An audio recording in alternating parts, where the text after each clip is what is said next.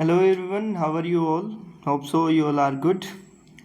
बच्चों, एक important update है ईएमआरएस के रिगार्डिंग। काफ़ी बच्चों के कमेंट्स आए थे कि कब तक एग्ज़ाम होगा, नोटिफिकेशन कब तक आएगा। उसी के रिगार्डिंग आज एक नोटिस जारी हुआ ईएमआरएस की तरफ से, जिसमें गाइडलाइंस प्रोवाइड की गेस्ट टीचर्स को वैकेंसीज़ के अगेंस्ट कैसे एंगेज करना है, कितने टाइम तक उनको एंगेज करना है। उसी के अंदर एक छोटा सा पॉइंट मेंशन हुआ रेगुलर वैकेंसीज़ के रिगार्डिंग।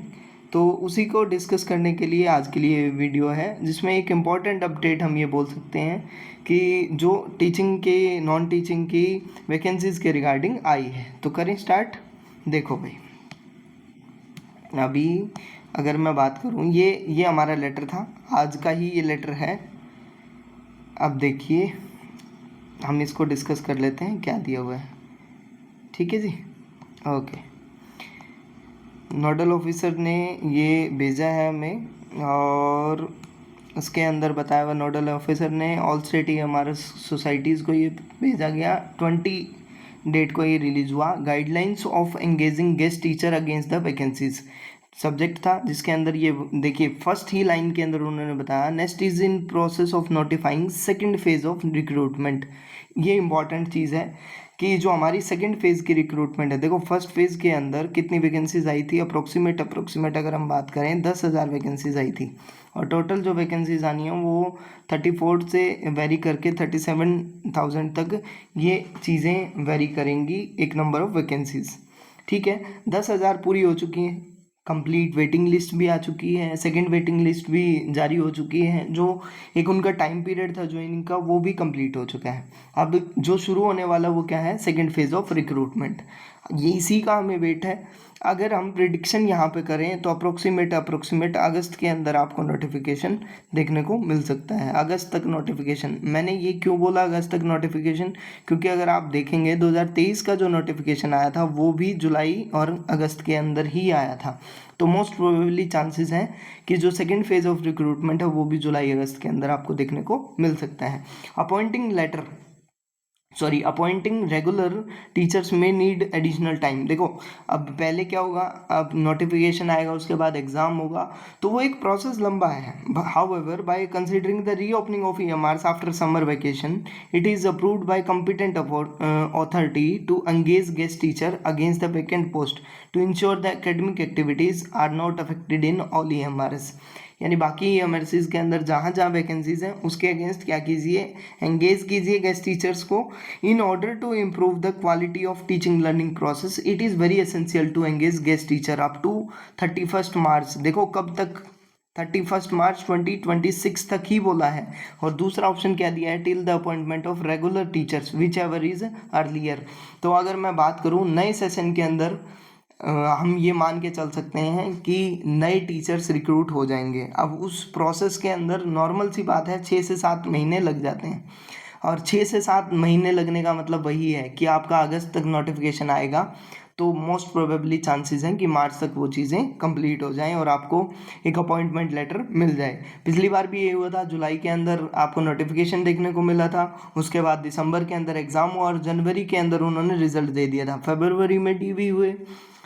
देखिए एग्ज़ाम के लिए नोटिफिकेशन आया जुलाई के अंदर, उसके बाद एग्ज़ाम हुआ दिसंबर के अंदर टीचिंग नॉन टीचिंग के एग्ज़ाम हुए, जनवरी के उन्होंने रिज़ल्ट दिया, और उसके बाद फरवरी में डीवी हुआ। फिर इलेक्शंस की वजह से डिले हुआ, और बाद में जून में जा कर के उन्होंने अपॉइंटमेंट दिए थे, right.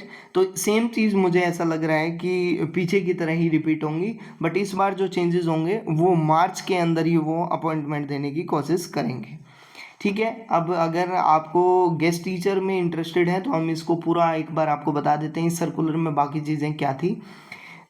Hence, the need for circulating guidelines to engage guest teacher is felt. It is requested to follow the guidelines.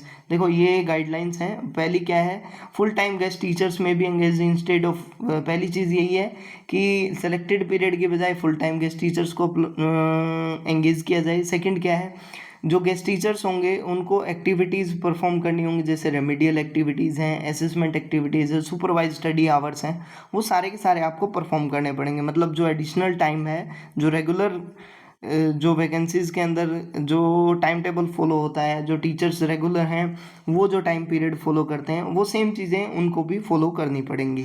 जो एक फिक्स्ड रिम्यूनरेशन है वो उनको मिलेगा, चाहे वो पीजीटी के लिए हो, टीजीटी के लिए हो।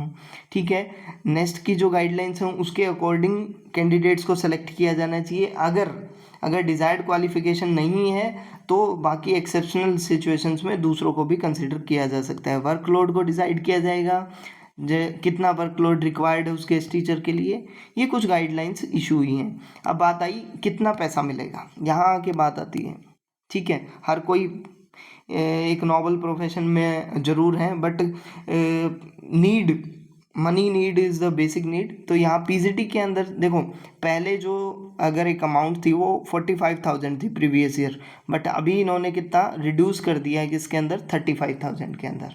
ठीक है, अब ऐसे ही सेम टीजीटी का जो था वो टीजीटी का 42,000 था, अभी उन्होंने रिड्यूस करके कितना कर दिया, 33,000। ये कब है, जब वो रिक्रूटमेंट रूल्स के अकॉर्डिंग अगर उनकी क्या हो रही है, ज्वाइनिंग हो रही है। अगर वो क्वालिफिकेशन के विदाउट हैं तो पीजीटी को कितना मिलेगा, 31,000, यानी लॉस ऑफ 4,000 रुपीज़। ठीक है, और अगर टीजीटी की बात करूँ तो यहाँ पे भी लॉस ऑफ 4,000 रुपीज़ है। ठीक है, क्लियर है इतनी बात। गेस्ट टीचर्स को भी रिस्पॉन्सिबिलिटीज़ लेनी पड़ेंगी एकेडमिक परफॉर्मेंस के लिए। सीटेट क्वालिफाइड कैंडिडेट नहीं है तो जो स्टेट का जो टेस्ट है वो भी एलिजिबल होगा। ठीक है जी, पास्ट परफॉर्मेंस अगर बात करें, जैसे एपीआर रेगुलर टीचर्स के लिए है वैसे ही यहाँ पे मेंटेन होगा किसके लिए, गेस्ट टीचर्स के लिए। अगर पुअर एकेडमिक परफॉर्मेंस रही है पास्ट के अंदर तो उनको डिस्पेंस किया जा सकता है, रिमूव किया जा सकता है, आगे नहीं रखा जा सकता है। बड़ी इंपॉर्टेंट अपडेट है, मतलब अगर आप अच्छा परफॉर्म नहीं कर पा रहे हैं तो अगली बार आपके आने के चांसेस मिनिमम हो जाएंगे। अकोमोडेट कर सकते हैं आप गेस्ट टीचर्स को कैंपस के अंदर, जिससे बेटरमेंट हो सके किसकी, बच्चे स्टूडेंट्स की। गेस्ट टीचर अगर स्टेट सोसाइटी से नहीं हो रहे हैं, ईएमआर पैनल से नहीं आ रहे हैं, तो जेएनवी और केवी से भी लिए जा सकते हैं।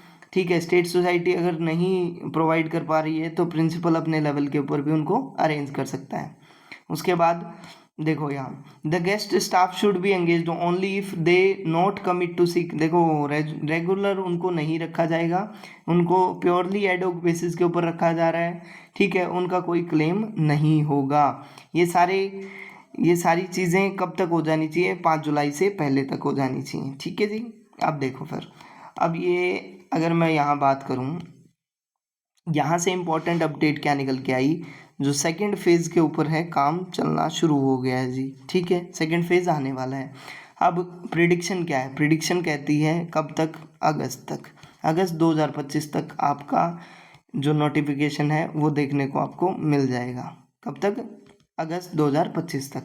अब बात आई एग्ज़ाम, अगर मैं बात करूं तो एग्ज़ाम कब तक होगा, तो एग्ज़ाम जो हमारा मैं मान के चल रहा हूं वो दिसंबर और जनवरी तक ही होगा। दिसंबर जनवरी में आपको एग्ज़ाम देखने को मिल सकता है, और जो ज्वाइनिंग है वो यहाँ मार्च से लेकर के और जून के बीच में आपको ज्वाइनिंग देखने को मिल सकती है। अगर आपको वीडियो यूज़फुल लगा है, आपके काम का लगा है, तो हमारे चैनल को सब्सक्राइब करें। और फिर भी आपकी कोई क्वेरीज़ हैं तो हमारे साथ टेलीग्राम के ऊपर आप जुड़ सकते हैं। टेलीग्राम के ऊपर आपको चैनल मिलेगा बायोलॉजी वाले सर के नाम से, लिंक मैं डिस्क्रिप्शन बॉक्स में आपको डाल दूंगा। फिर भी कोई क्वेरीज़ है तो आप हमसे कॉन्टेक्ट कर सकते हैं। Thank you, stay connected with us.